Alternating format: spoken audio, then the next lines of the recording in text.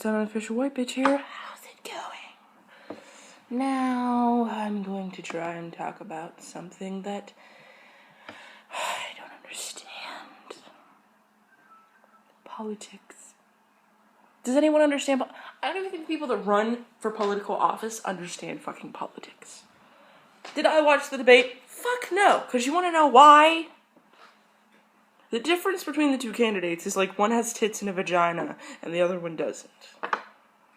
They're both old people that have done so much shit in their life that makes them unqualified and ethically and emotionally and fucking morally wrong for the job that they shouldn't even be fucking options, okay?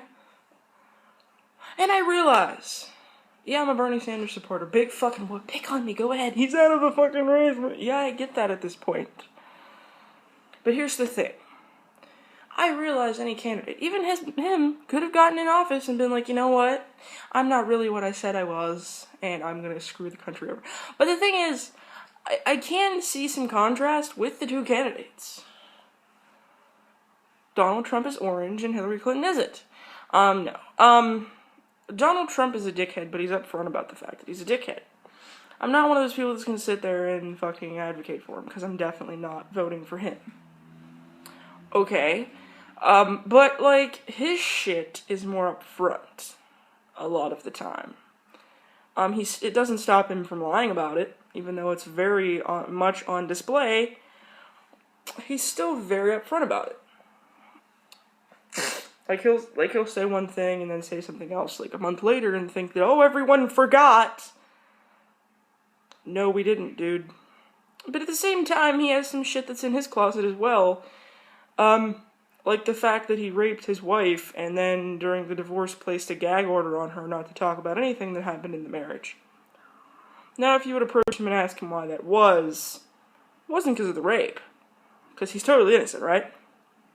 It was because he either, went bankrupt or because he doesn't want her to disclose his financial information and blah, blah, blah. Because, in truth, you do entrust a lot of things to the person you're married to. But I think it's because he raped her. This is the man that you people are voting. Now, if you're voting for him, this is the man you're voting for to be in charge of your daughter's reproductive rights. Regardless of if you're for abortion or against it, or for birth control or against it, you should want what's best for your daughter, in any case when it comes to if she was sexually assaulted or not. Oh, by the way, Hillary's a rape apologist too. I forget what year was it, but the man was 42 years old. The victim was 12, and she got him off, even though he admitted to her that he'd done it, by saying that this 12-year-old girl had fantasized about being with quote-unquote older men and things like that. Irregardless of if a 12-year-old finds older men attractive or fantasizes about it, kids are going through puberty when they're 12 and 13 years old. So sometimes your brain does things that you necessarily don't want, especially when you're going through puberty and your emotions and hormones are running extremely high. But irregardless of that, which I don't think it was true, I think that, because I read what the woman said when she, later in life about it, and she said that she never thought this man was attractive, she never fantasized about older men. And irregardless of if she had, that does not make her deserving of rape. That does not make her deserving of someone that she doesn't want touching her or giving her affection in her direction doing that.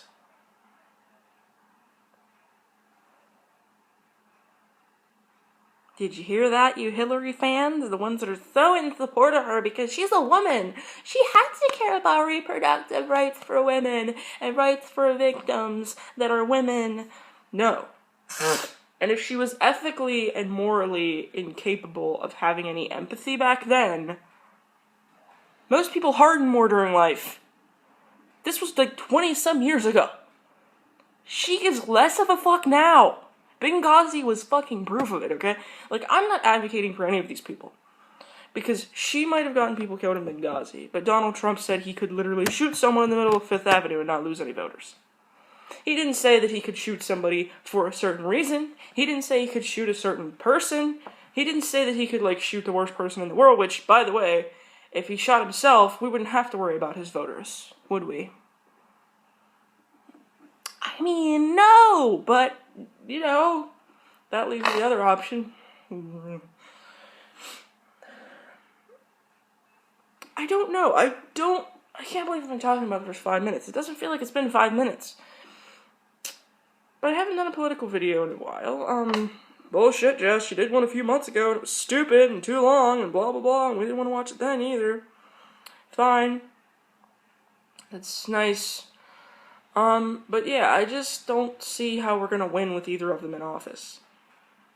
Our country isn't a fucking laughingstock because it's because of, you know, what we've done in the past or because of what we're doing now. It's because of the people we allow to be the chosen few that become available to possibly be one of two that are going to end in office.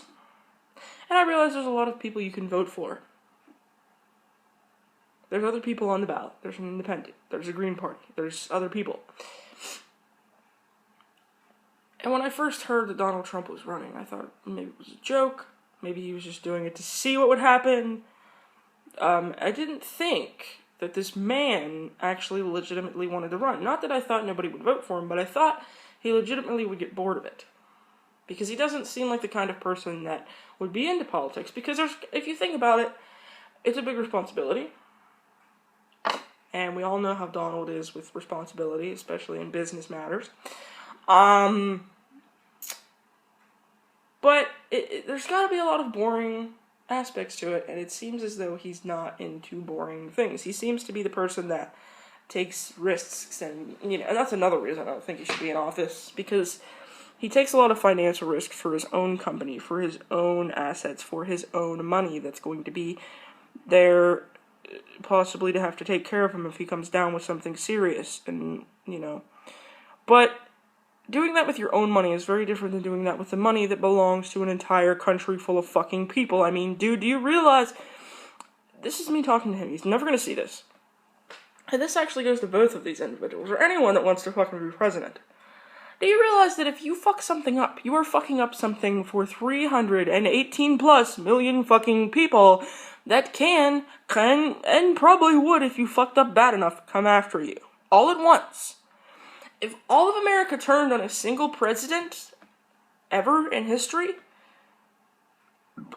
all the Secret Service, all the Air Force wouldn't have been able to stop us, because technically the Air Force is America. It's Americans. It's Americans, and those Americans would feel even more betrayed because they were the ones that actually took the time out specifically to be for our country. If you think about it, they'd be more pissed than the rest of us. You know, like, they'd be the ones who are trained to fight and kill, and have literally contemplated the concept that they possibly may die fighting for their country, and are okay with it. Those are the ones that are closest and have the most access.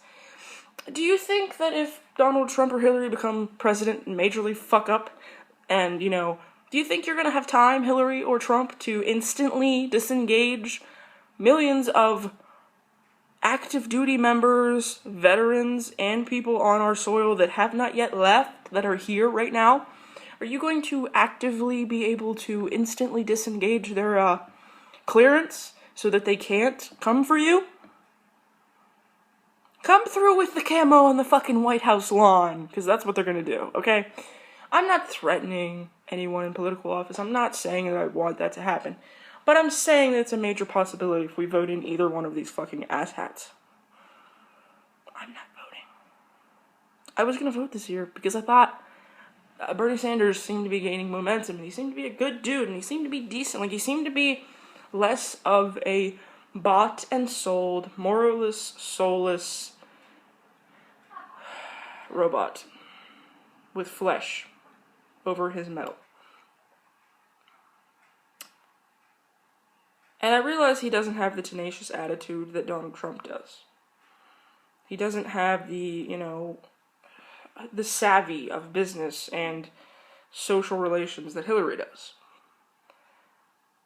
And all the people that think that Hillary and Donald Trump are worst fucking enemies, look up Hillary and Donald Trump friends on Google Images. That's all I'm gonna fucking say. There are so many pictures of them being friends throughout fucking decades, I'm pretty sure. I mean, I'm pretty sure that at some point they're gonna butt heads together to do certain things. Whichever one goes into office doesn't matter. They're gonna meet up and be like, hey, I know I won the election and I know you had a plan about this particular thing, but my plan doesn't seem to be working out, so can I borrow your plan because, you know, we're friends.